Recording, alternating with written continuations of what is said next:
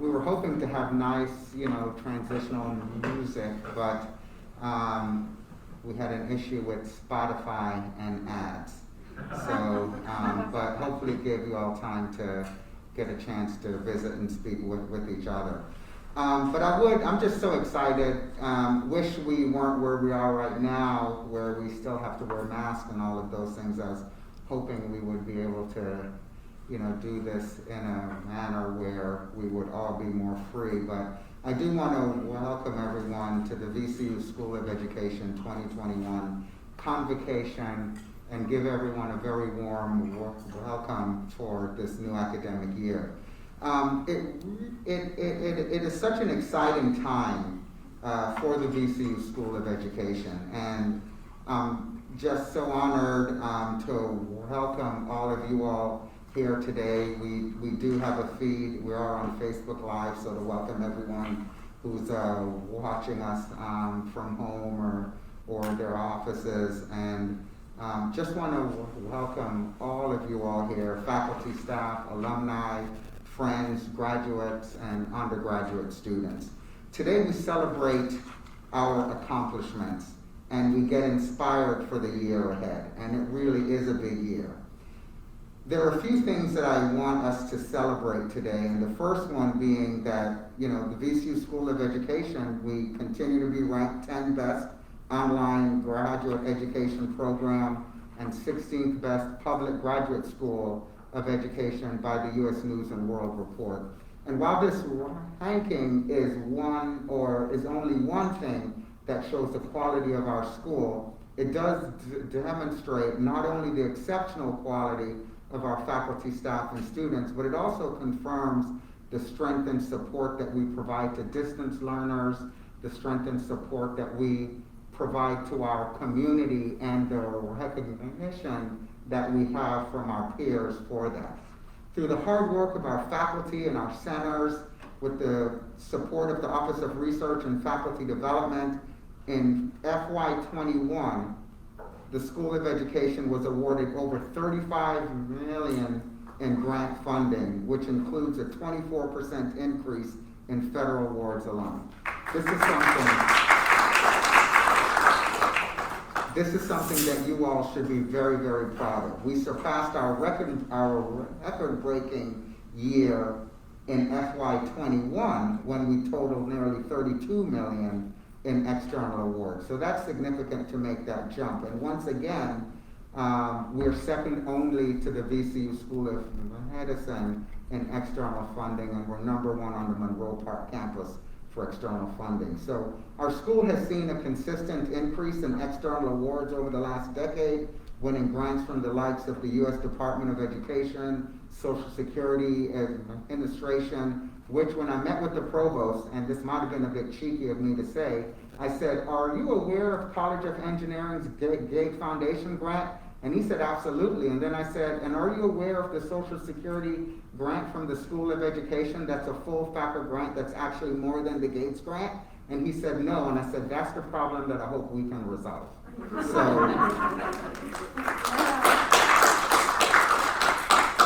So in addition to the Social Security Administration, Department of Health and Human Services, and also the National Science Foundation. So we're really doing an outstanding job, and this is truly something that we should celebrate.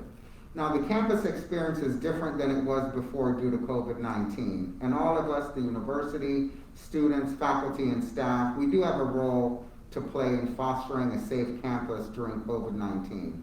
As best practices and circumstances evolve, changes may be required. So with this in mind, there are a few things that we all need to remember.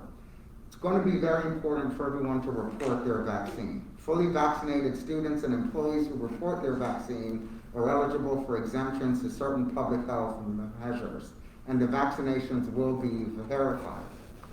VCU students are required to report their vaccine or request a vaccine exemption through the University Student Health Services. And VCU employees must report their vaccine online through the together.vcu.edu website. VCU continues to offer a number of on-campus vaccination opportunities by appointment. Students can make an appointment online through University Student Health Services, and employees can contact VCU Employee Health at 828-0584 to schedule an appointment. And to search for all vaccination opportunities near you, you can visit vaccines.gov. So at this time, our first acknowledgement and congratulations, and I know we're all quite excited about this, is to acknowledge and congratulate Val Robno, Associate Professor in the Department of Teaching and Learning, on being the new VCU Faculty Senate President. And her birthday! Happy birthday, Val. I would sing happy birthday, but it would truly clear the room. So Val has already begun serving her 2-year term, so we're real excited and real proud of you, Val. And I'd also like to recognize the amazing accomplishments of 3 staff members, Heather Martin, Sandra Mazzoli, and Jennifer Tennyson, who will be representing the School of Education on the VCU Staff Senate, and they'll be serving 3-year terms on the Senate.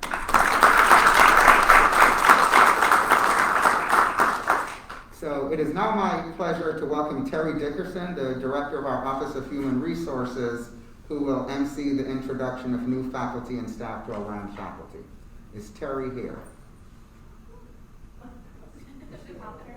Terry is not here. Okay, so Kathy, do you want to go ahead and just MC that part since we'll have to come back up? I did say there's a danger of not. So do I use this one instead?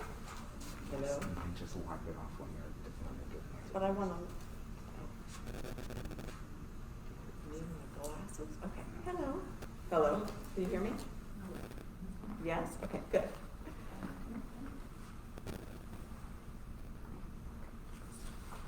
Get on the right page. Sorry. Oh, you can use it later. I'm going to have to. Okay. Oh, I apologize. I believe at this point I say hello, and I'm going to call Donna Gibson up to introduce the new faculty in her department.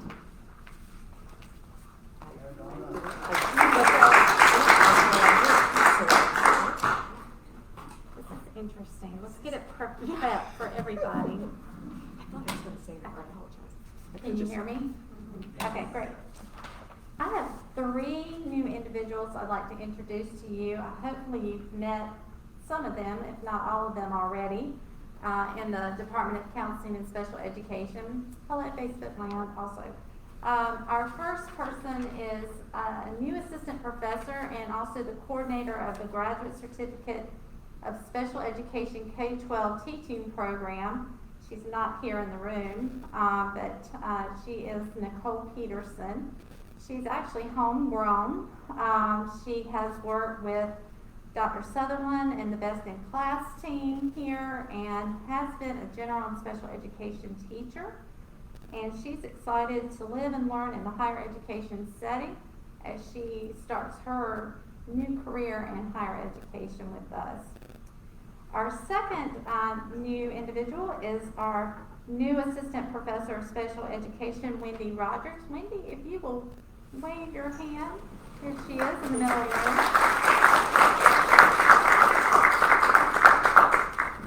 She is, I call her like a boomerang. She actually attended UVA and received her doctorate in special education from UVA, and then went off to Las Vegas at the University of Nevada and spent 4 years there as a faculty member, and she was a high school special education teacher for 11 years before going back for her PhD. Her specialty areas are in collaboration, co-teaching, inclusion, classroom observation, and she's also excited about being here and building strong new collaborative relationships. So welcome, Wendy. And on behalf of my department and the Department of the Foundations of Education, we also like to welcome our new educational program coordinator, Lois Vogel. If Lois will wave her hand. She's been with us since April? Yeah, it all runs together. Time has no meaning at this point. She is a graduate of the University of Richmond with a degree in liberal arts and psychology. She enjoys working with our students in higher ed settings and student services and academic affairs. She loves the beach, reading books and movies, and she's been working in higher ed for 20 years at 3 different universities, doing lots of different things, but we have just seen her excel at all things that we needed her to do for us, and I can't wait to see what else she's going to offer us in our department. So welcome, Lois. You have really helped tremendously since you've been here. Thank you. And the next one.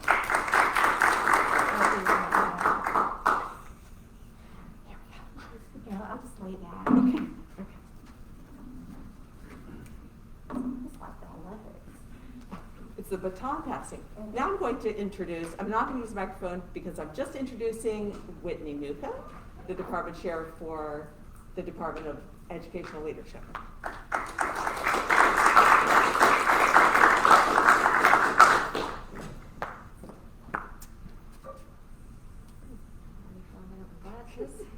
Okay. We have 2 fabulous new faculty in the Department of Ed Leadership, and I've got the glasses fog going on. There we are. They are both here in person. Wave.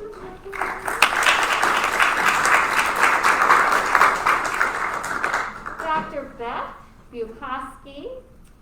She joins us from the University of Texas at Austin, where she was an associate professor of practice and co-program coordinator of the program in higher education leadership in the College of Education's Department of Educational Leadership and Policy. She earned her doctoral degree in Ed Administration from the College of Education at UT Austin, her master's degree in Curriculum and Instruction from the College of Education at Virginia Polytech Institute and State University, and her bachelor's degree in English from Virginia Tech. Her research interests include social justice, inclusion and diversity in higher education, intersectional identities using constructs of gender, sexuality, and race, and feminist, critical, and post-structural theories and analytic techniques. She considers herself a servant leader and a tempered radical, and dedicated to higher education, but working to make it better for all of its constituents, students, staff, and faculty. She's involved in service at multiple levels, from programmatic and departmental service to professional organizations and journals. She brings a focus on social justice to all of her work in service of supporting others and creating more inclusive and liberatory educational spaces. Welcome to Beth.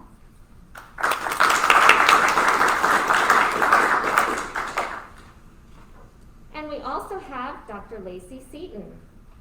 She joins us from North Carolina State University, where she was the Director and Supervisor of Graduate Assistance in the Department of Educational Leadership, Policy, and Human Development. She earned her doctoral degree in Education Administration and Supervision from NC State, her master's degree in School Administration and Educational Leadership from NC State, and her bachelor's degree in Adapted Special Education from the University of North Carolina, Wilmington. She was awarded the UCEA David L. Clark National Graduate Student Research Seminar Fellowship in 2019 and the Wilcox Hodnett Doctoral Fellowship in 2018 as well. Her research interests include the inclusion of students with disabilities in a total school environment, access for students who have been systematically oppressed, and disproportionality that plagues discipline policies. She has a book chapter underway for the Handbook of Classroom Management, which highlights racial inequities from ineffective classroom management and the role of the school leader in combating such disparities. Prior to her roles in higher education, she was the principal resident, assistant principal, and an exceptional children's teacher in North Carolina Public Schools. Welcome, Lacey.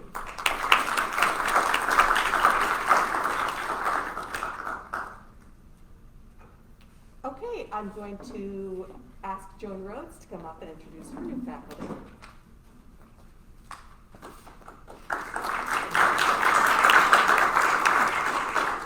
Hello, everybody. Can you hear me? Okay. I'm very excited to introduce the 2 new members of the Department of Teaching and Learning.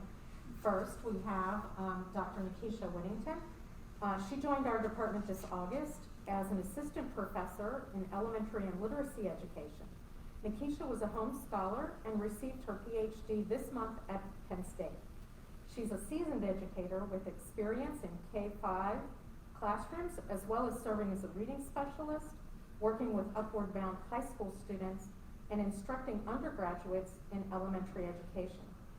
Previously, Nikisha served as an early literacy specialist at the Children's Literacy Initiative, a nonprofit organization that works with pre-K through 5th grade teachers to close the literacy achievement gap. Her research is situated in literacy, technology, and urban education. Dr. Whittington is originally from New Orleans, and in her spare time enjoys running and travel. And the second person I'd like to introduce is Jennifer Cousins. Jen is in the room, so please wave your hand. Jen joined our department 15 days ago as our department's educational specialist, and she has been wonderful. Jen is a VCU alumni. She earned her bachelor's degree in psych at VCU and her post-baccalaureate certificate in elementary education at the University of Richmond. Prior to working at VCU, Jennifer was employed by Chesterfield County Public Schools and named Teacher of the Year in 2017. Prior to becoming an elementary teacher, Jennifer was the Director of Diagnostic Scheduling for HCA Patient Account Services. Jennifer and her husband Kevin have 2 children, Jack and Reagan, and in her spare time, she enjoys spending time with her family, running, and volunteering at the Chesterfield Food Bank and the Crohn's Colitis Foundation. Please welcome Jennifer.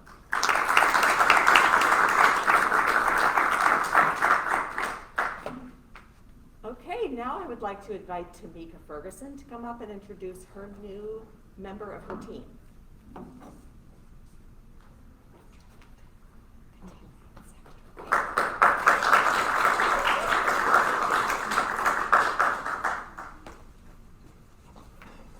So hi everyone, I would like to introduce our new Director of Student Success, Crystal Andrews.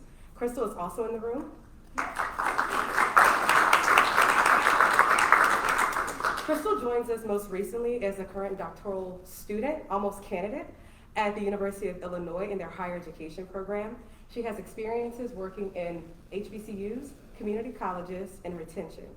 And she also has a great talent at baking, which I cannot wait to benefit from. No, but she is also very active in the in ACPA, which is our one of our higher education associations, where she currently is the chair for the Pan-African Network. And so additionally, she has been an accomplished scholar, and she also has publications that are out, and she is most recently going to be working with me and doing some good work in the School of Ed to create a student-centered culture and to work on retention and to improve the experiences of both our undergraduate and graduate students. So thank you, Crystal.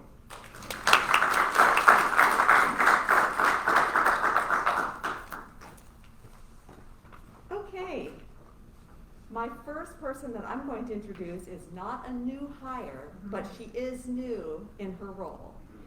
This person is the new director for the Center of Teacher Leadership, Kim McKnight.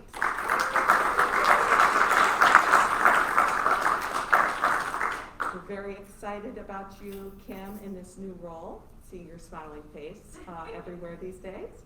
Well, sort of smiling, I'm not sure. It's behind the mask. It'll be so fun to see all of your full faces one day soon. Also, I'm going to introduce you to a new member of the Office of Strategic Engagement. This person is Leslie Labrie, Program Operations Coordinator. Is Leslie here? Well, we'll clap for her anyway. And then the Child Development Center has been very busy hiring folks because they're trying to meet their NACE accreditation standards, and so they have to keep hiring all the time. They have Leonardo DeRusso, an assistant teacher, Kiana Levison, a lead teacher, Emily Sylvant, a lead teacher, Anna Rudisell, yes, she's related to me, a center assistant, Mary Kate Crawford, a center assistant, and Alicia Turner, another center assistant. They've been busy over there.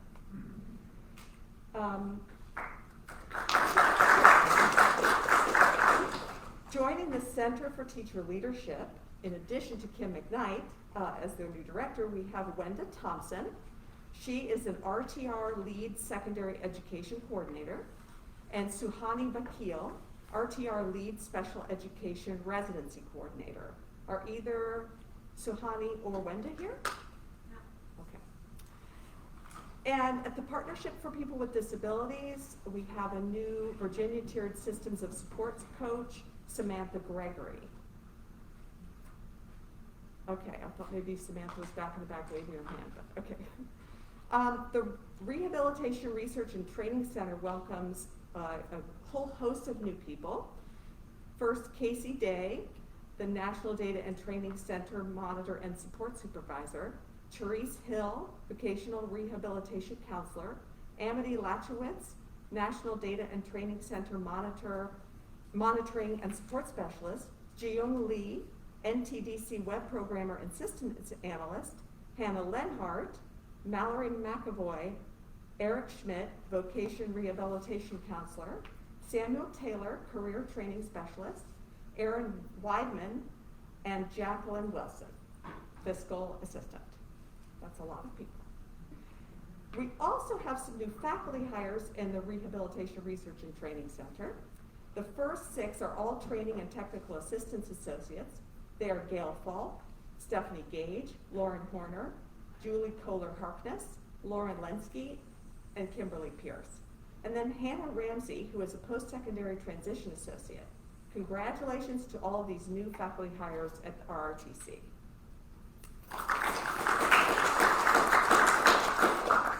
So now let's switch gears a little bit. We have so many outstanding faculty and staff in the School of Education, and I would like to just recognize the accomplishments of a few of them. There are many more accomplishments, but this is just a little smattering. First, LaRon Scott will be presented with the 2021 University Award of Excellence by President Rao at the VCU Faculty Convocation on September 2nd. So that's right, you got it. Our school has the coolest faculty member in the whole university.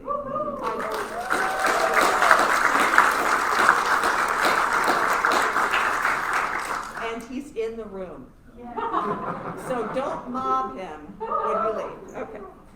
In addition to outstanding faculty, we have outstanding centers and institutes. I would like to congratulate the Partnership for People with Disabilities for being awarded the university-wide Research Institute or Center designation by a unanimous vote. Congratulations especially goes out to Parthy Denora, who is the interim executive director of the partnership, and to the PPD team for providing a winning sales pitch to the review team. This was a really big accomplishment for the partnership, and it means, most importantly, but not only, that they get money from the Office of the Vice President of Research, so yay for that. Congratulations also to Daniel Foster, PPD Program Support Assistant, and Mira Mataji, Assistant Professor in the Department of Counseling and Education, on recently being awarded Champions of Accessibility Awards. The Champions, This award is a top VCU honor for faculty, staff, and students and community partners who demonstrate exemplary dedication to improving access and inclusion. Adria Hoffman, our Anna Lou Shaver Professor of Practice in the Department of Teaching and Learning, began her 2-year term as president of the Virginia Association of Colleges and Teacher Educators on July 1st. So she's a bigwig. Ross Collin, another faculty member in the Department of Teaching and Learning and an associate professor, has been asked to stay on the editorial board for the Reading Research Quarterly, which is a top journal in his field of literacy education. Dr. David Knapp, Associate Director for the Metropolitan Educational Research Consortium, which is one of the centers in our school, was appointed to the Virginia Advisory Committee for the Education of the Gifted. He will be part of the 10-person VACEG, that's their acronym. It's really just a strange acronym, but he will be part of that 10-person cohort for the next 3 years. Donna Gibson, we just heard from her. She's the department chair and professor in the Department of Counseling and Special Education. She received the American Counseling Association's Thomas J. Sweeney Award for Visionary Leadership and Advocacy. We should also clap for all those other people. I don't know why I just felt like at that moment I had to clap. That was a clap for everybody. Okay, and finally, of the many accomplishments, this is the last one we'll highlight for this moment. Terry Dozier, who recently retired as director of our Center for Teacher Leadership, was presented with a proclamation issued by the governor, Ralph Northam, designating April 15th as RTR Day in Virginia in recognition of the RTR Teacher Residency Program.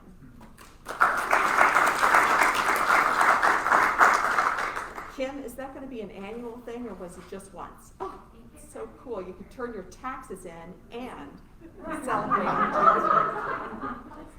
We also have several outstanding School of Education students who have been recognized for their accomplishments. First and foremost, Portia Newman, recent PhD graduate, received the VCU School of Education Distinguished Dissertation Award for the 2021 academic year.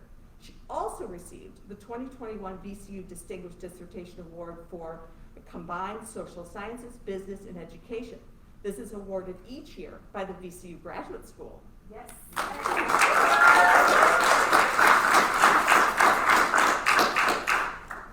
And I saw him in the back, so he also needs to be careful not to get mobbed. And actually, Portia may be here too, but I didn't see her.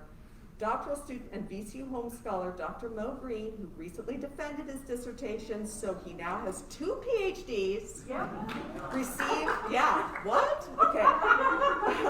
Received a research funding award from the American Association of Colleges for Teacher Education for a presentation on his dissertation research study. He was one of only 3 recipients of the 2021 Holmes Program Dissertation Funding Competition during the AACTE's 73rd annual meeting.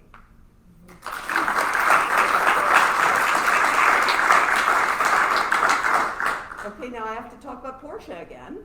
Portia Newman, our recent PhD graduate, and a doctoral student, Mitchell Perry, both who are in our Educational Leadership Policy and Justice program, were invited to be Clark Scholars in the 2021 David L. Clark National Graduate Research Seminar in Educational Administration and Policy in April.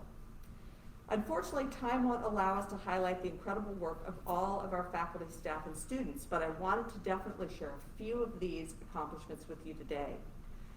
Now I would like to announce those faculty members who have achieved promotion or promotion and tenure in 2021. This is really fun because this is so much heart and soul that goes into this process, both from the people applying for promotion or promotion and tenure, and for all of their colleagues who put in the work to review them, to review all of their materials. First, Mike Broda, promoted to associate professor.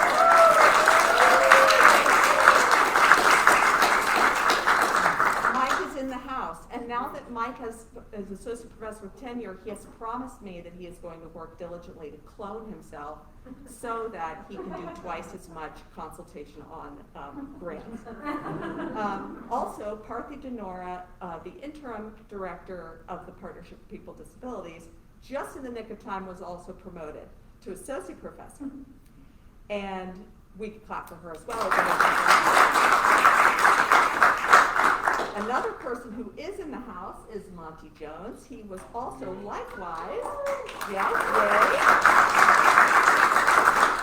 promoted to associate professor with tenure, and he is in the Department of Teaching and Learning. And finally, we have Dr. Taryn Goodwin-Trailer.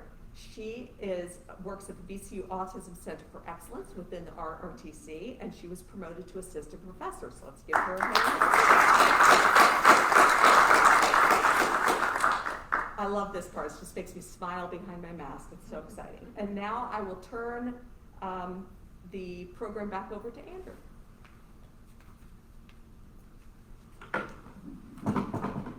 Awesome, thanks so much, Kathy, and it's so nice to be able to honor and celebrate the fantastic faculty, staff, and students. So I'm gonna, in the next, what I hope to be maybe 15 to 20 minutes, to really talk about looking back to look ahead. I'd like to begin with appreciating the outstanding School of Education, faculty, staff, and students for an incredible 5 years that I've had as dean. I joined the VCU School of Education June 1st, 2016, and I'm excited to be in my 6th year as dean. And during the past 5 years, we have accomplished a lot. And I do want to emphasize the we, and I also want to emphasize the a lot. Because it truly has been a team effort in what we've accomplished. So much of what I'm going to really be sharing in the looking back portion is really to highlight, and this is not even all of our accomplishments, but this is a lot of what we've all worked so hard to accomplish. We work collectively as faculty, staff, and students to set an academic vision for the unit.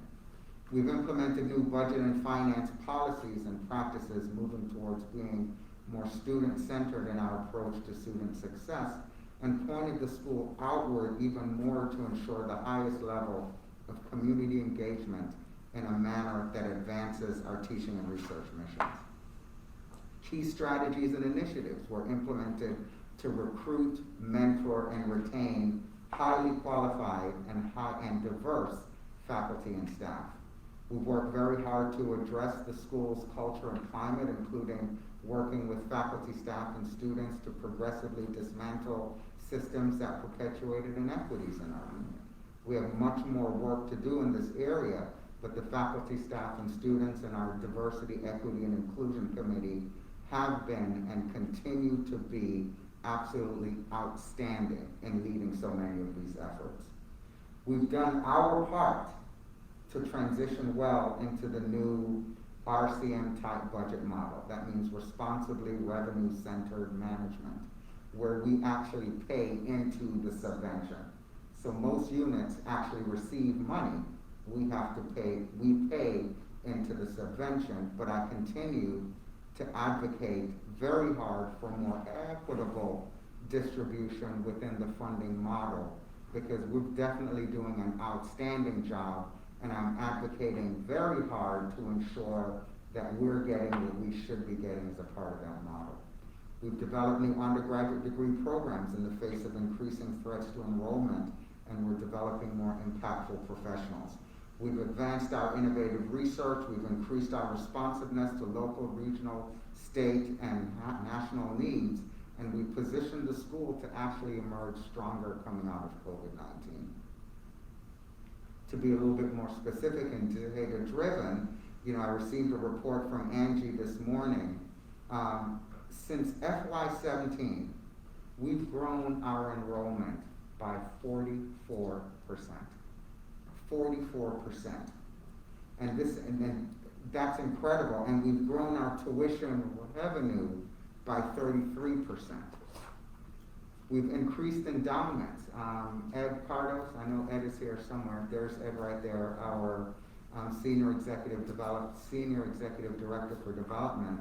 We've done an outstanding job, and we've increased our endowments, which mostly support student scholarships, by 136%.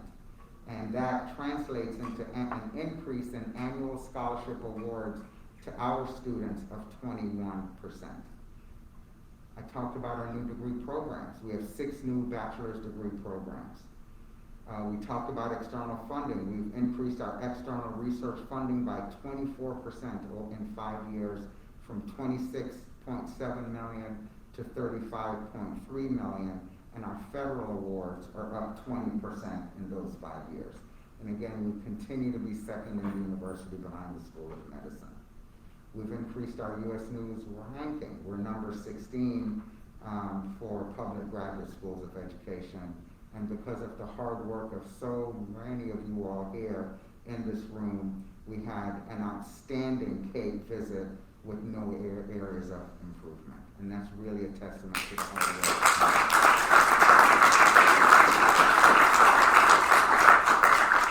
I will say, though, that the accomplishment that I'm most proud of is how we've advanced a number of initiatives within our school in conjunction with the university, with university level inclusive excellence commitments that have really transformed the face, feel, and function of our school for faculty, staff, and students, and how we engage externally.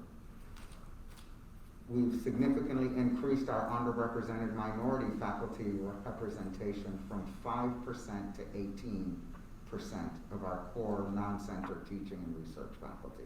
And that's an outstanding accomplishment to more than triple the number of our underrepresented minority faculty representation. We've embarked, we're embarking on a 2-year process to decolonize the syllabi of the courses taught in the School of Education. This is an initiative being driven by our DEI committee. We're working with our students, we work with our students and faculty to include supplemental course instructor evaluations that address cultural responsiveness in instruction, so we can get that feedback back to faculty to continue ensuring and working towards the highest level of cultural responsiveness in our instruction. We developed an Office of Strategic Engagement that is pointing outward with professional learning opportunities and professional development focused on advancing educational equity and the development of anti-racist leaders, not only in our region, but nationwide. We had, over the past year, we probably had individuals from 50 different universities across the country participating in our Becoming an Anti-Racist Leader. And again, this is all a team effort. I do want to take a moment and I guess reaffirm my commitment to my leadership, vision, values, and philosophy, and how this connects to my ongoing commitment to inclusive excellence.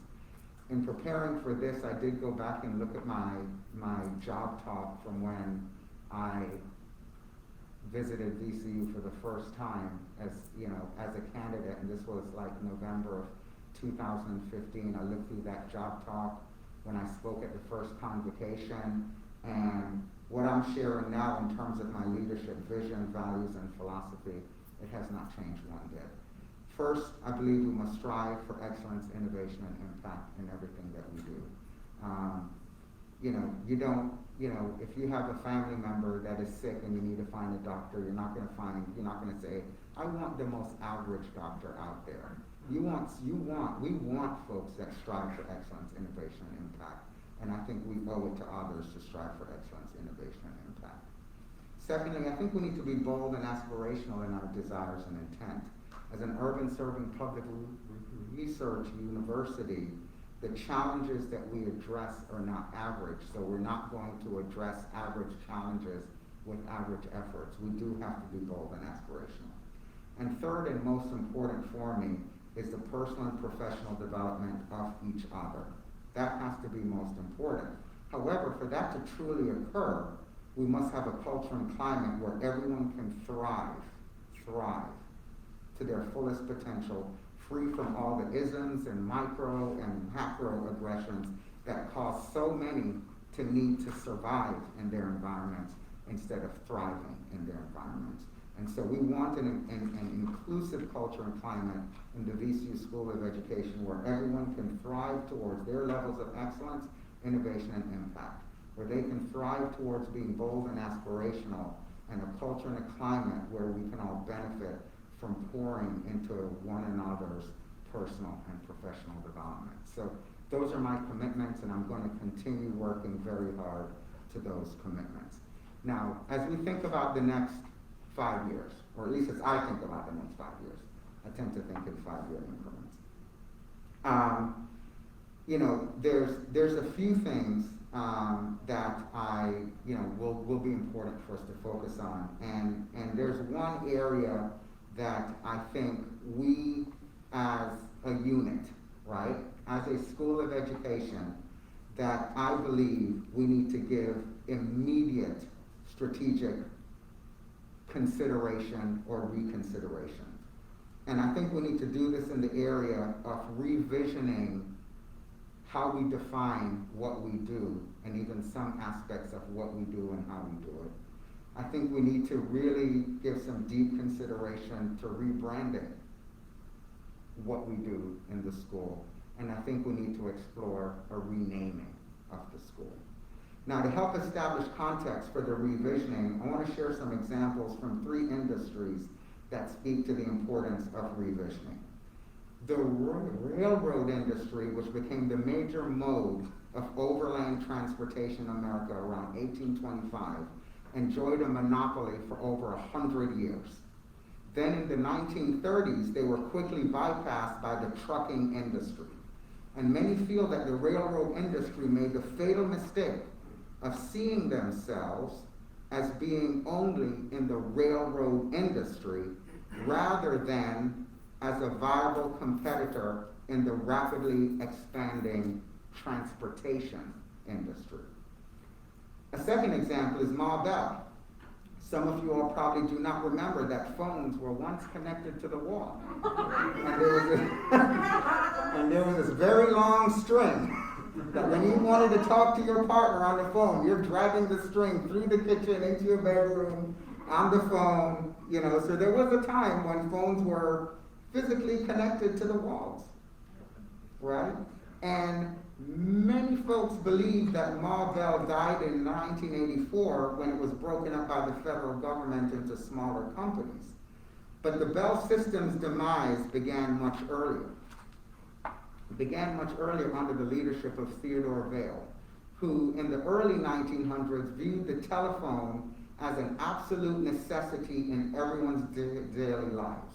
And over time, that image of the rotary phone mounted on the wall with that cord hanging from it truly became the business that Ma Bell was in. No matter how much the world was changing around them, they viewed themselves as being in the telephone industry instead of the widely evolving communications industry. And now cell phones have replaced landlines. We communicate on our watches, earbuds, and they even have glasses now where the phones are like on your sunglasses and you can talk from your glasses. A third example is the record industry. There was a time where if you liked a song, you had to purchase the whole album. If you liked one song, you had to purchase the whole album. Similar to where if you want a college degree in a particular area, you have to take all of these other courses, right? The B-side. For those of y'all who remember albums, you had the A-side that had the popular songs, and on the back you had the B-side, the less popular songs. That's kind of similar to what it is in higher ed, right? You want a degree, you've got to do gen ed, you've got to do all these other things. That's kind of the B-side, right? The big labels like Sony, similar to universities, they own the content. They own those who develop the content, and they own those who develop the content, developed those who subsequently developed the content, and they control the distribution of the content, right? So they kind of had a monopoly on all of that. Once Napster offered music for free in the 2000s, music sales dropped, album sales dropped from 21.5 billion to 6.9 billion in 10 years. That's a significant drop. Now, the sales of music went up, but the sales of albums went down. The old economy model that favored sellers of music was replaced by a new model favoring renters of music like Spotify, Apple Music, YouTube, and what has taken probably a total of maybe 4 months of my life, the past 18 months, TikTok. And I can't get it back, you all. So now all artists control their content. They have more control in the distribution of their content, and it's a more organic process for developing and finding artists. So in comparison, today's new players in the university market are beginning to offer credentials like micro certificates, badges, competency-based degrees. Our corporate sector is crying frustration because they're hiring graduates and have to retrain them, right? A recent article in Inside Higher Ed argued that universities may need to come to terms with a rental model of education where members have access all the time for the rest of their lives. In this model, only a few of the top universities would still be in the four-year degree business if we don't give consideration to evolving. We don't give consideration to evolving, we run the risk of being extinct. So colleges and schools of education across the country, the educator preparation industry has focused on the preparation of educators and the preparation of teachers.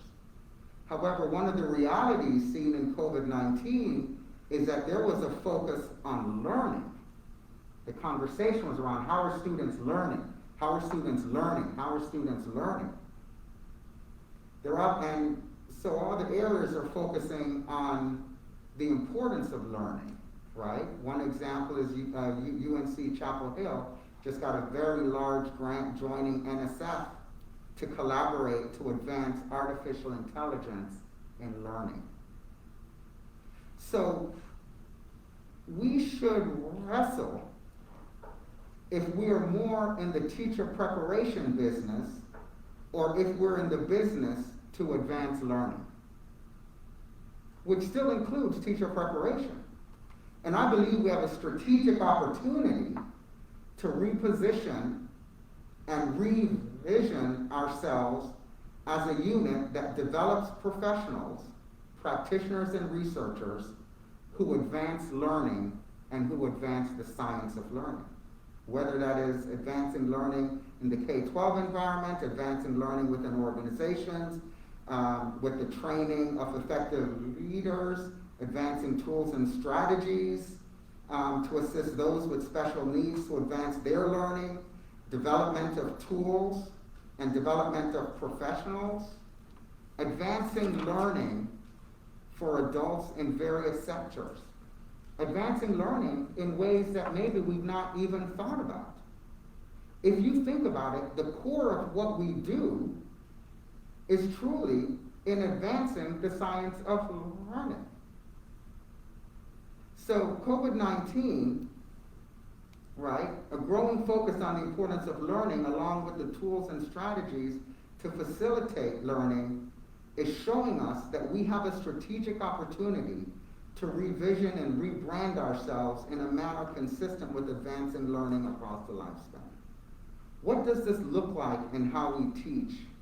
What does this look like in what we teach?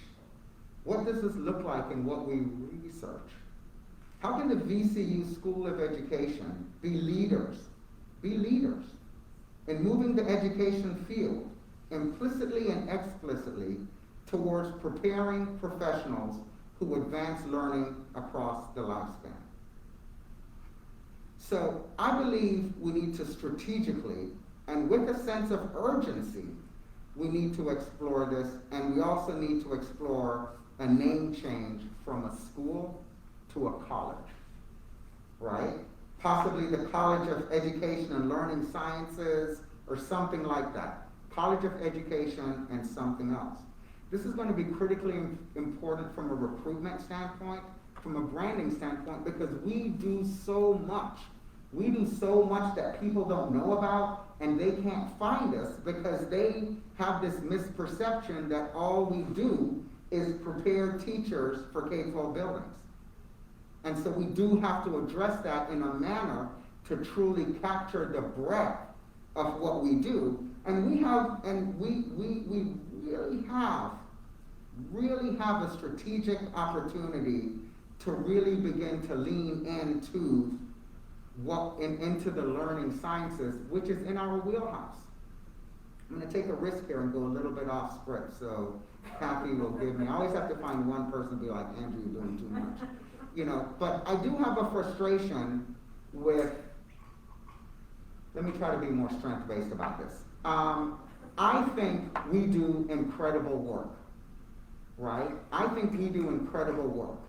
When somebody moves to an area, what's the first thing they're looking at when they're gonna buy a house, regardless of the age of their kids, is the quality of the schools, right? We're a major economic driver, right? We're a major economic driver. We would not have dentists, lawyers, and engineers, and all these things that other people value, sometimes a little bit more than us. We wouldn't have them if they did not have us. So we really have to lean in to our innovation, lean in to our expertise, and not be shy about it, right? So this will require us to look and be more diverse in our programs. We're gonna have to really look at our degree names, and we're gonna have to look at our degree offerings. Our departments will need to examine if their names actually capture the breadth and depth of their work.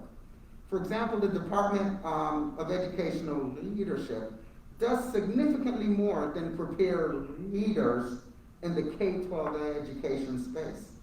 But would somebody who is interested in being developed as a leader at the doctoral level for work in a corporate sector be able to find us?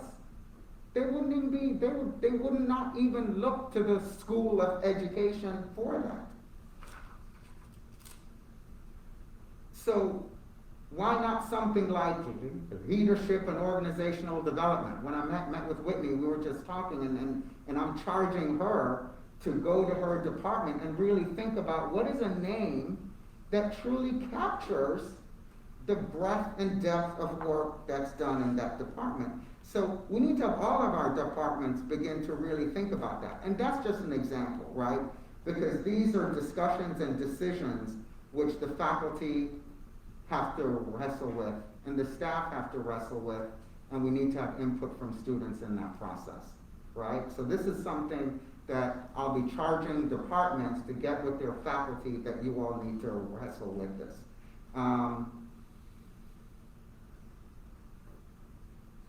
Please know that we're not abandoning our core in preparing professionals to advance learning in K-12 settings. We're not abandoning that.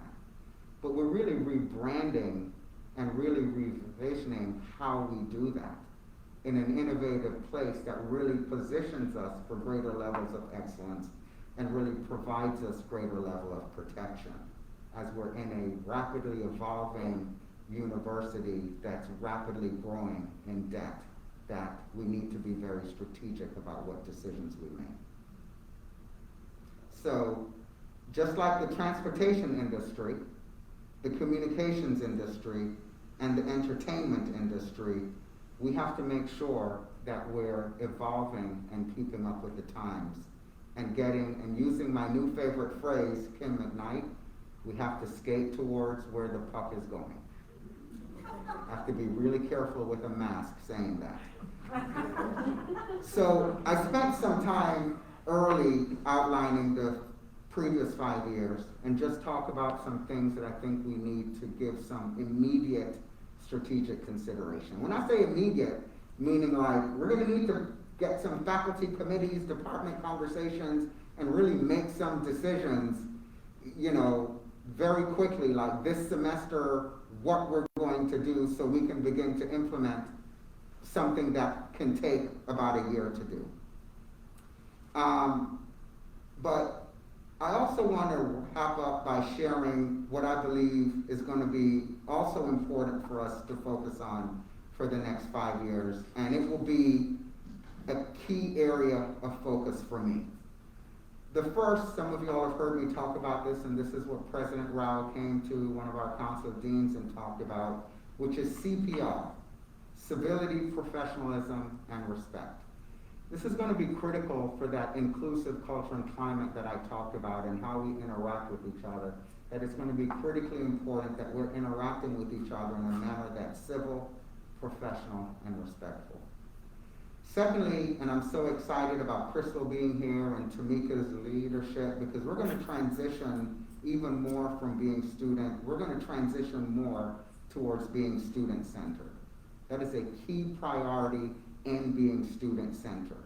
Being student-centered from an administrative standpoint, not just in providing the necessary supports for students to tactically finish the School of Education, but what is the experience? We want students to, when they reflect back, they're like, man, I am so glad that I went to the VCU School of Education. I could have gone to all these other universities, but I am so excited that I went to the VCU School of Education because that experience was second to none.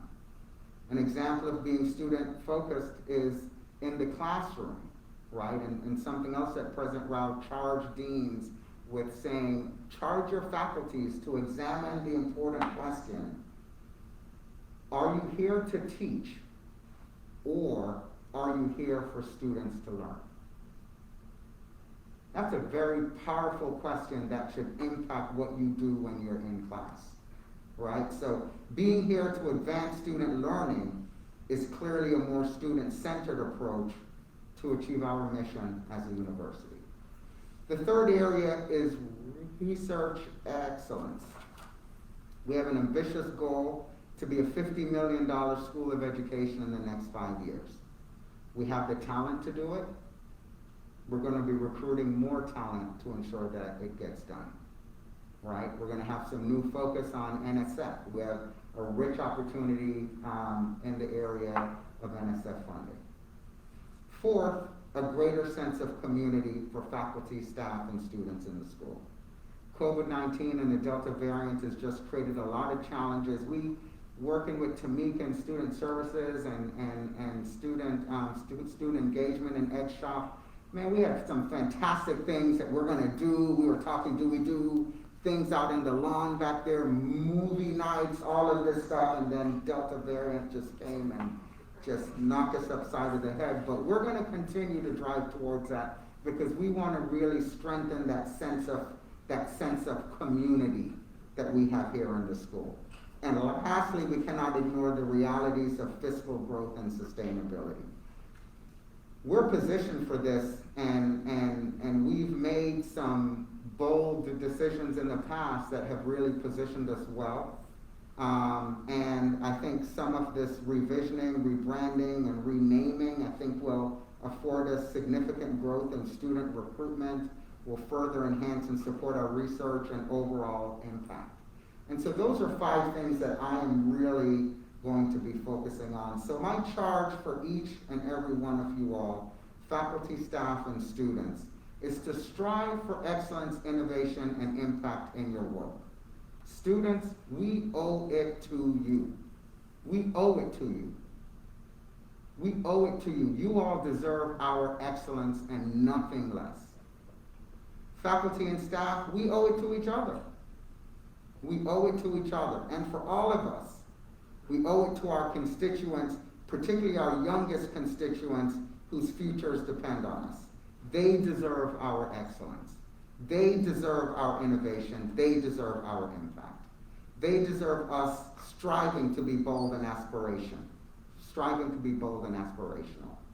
And we should all pour into each other, and we all deserve to be poured into. We spend more time here at work, if you're a faculty or staff, or if you're a student. We spend more time doing this than we do with our families. So it's imperative that we truly have an inclusive culture that reflects civility, professionalism, and respect, and one that we can pour into each other personally and professionally. So I hope everybody has an absolutely incredible 21-22 academic year. And before we close, I know Mike Broda, representing faculty organization, and Ben also representing staff council will say a few words. But before I bring them up, I'd like to remind everyone that a catered reception will follow immediately after this ceremony in the Oliver Hall courtyard. I love how we call it the Oliver Hall courtyard. I don't think that's the official name. But you know what? We're going to take that space. We're going to claim it. It's now the Oliver Hall courtyard. Masks are required by VCU at events where physical distancing of greater than 6 feet is not possible, or when the event includes more than 50 people, which the reception outside will likely. So please wear your masks. But now I'd like to welcome Mike Broda, Faculty Organization President, and Ben also Staff Council Chair, to the podium to tell you a little bit about how these two important groups are working.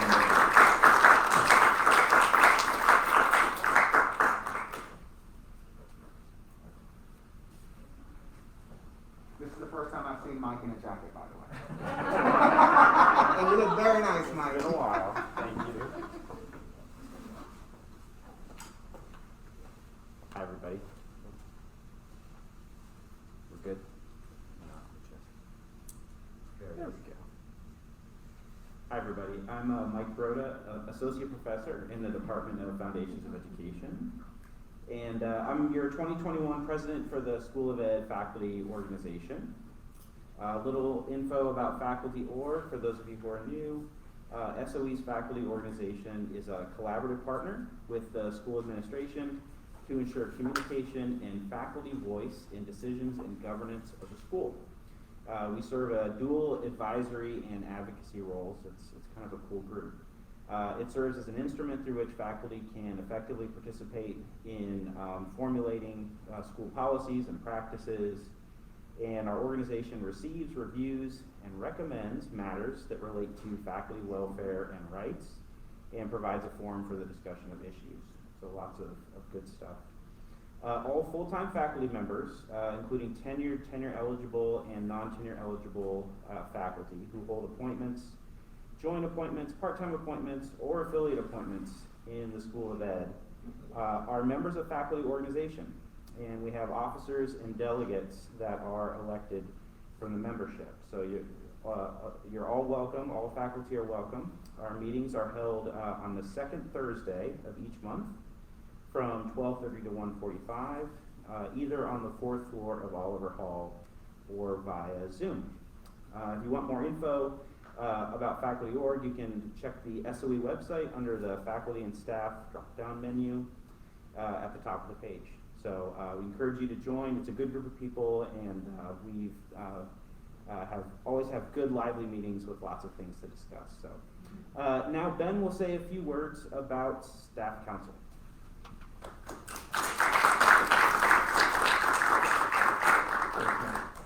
Hey everybody, I'm Ben also. I'm a program coordinator in the International Educational Studies Center and also the chair of the VCU School of Education Staff Council. The Staff Council serves as a voice for SOE staff, and I want to highlight there that it's all staff if you're part-time, full-time, at Oliver Hall, or also in centers off campus.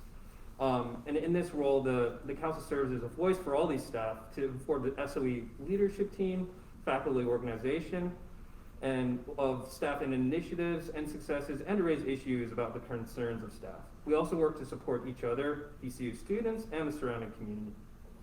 We do this by focusing on the following goals of the Staff Council: improve the SOE working climate and overall morale, increase professional visibility and networking opportunities, promote professional development, enhance staff communication, increase visibility, participation, and engagement in Staff Council initiatives, and also increase a sense of community overall.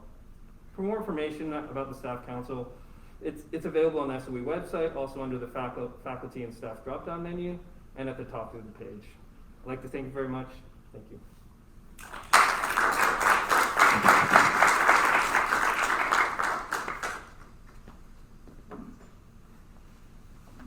Awesome. Thank you very much, Mike and Ben. And, again, thank you all so much for being here.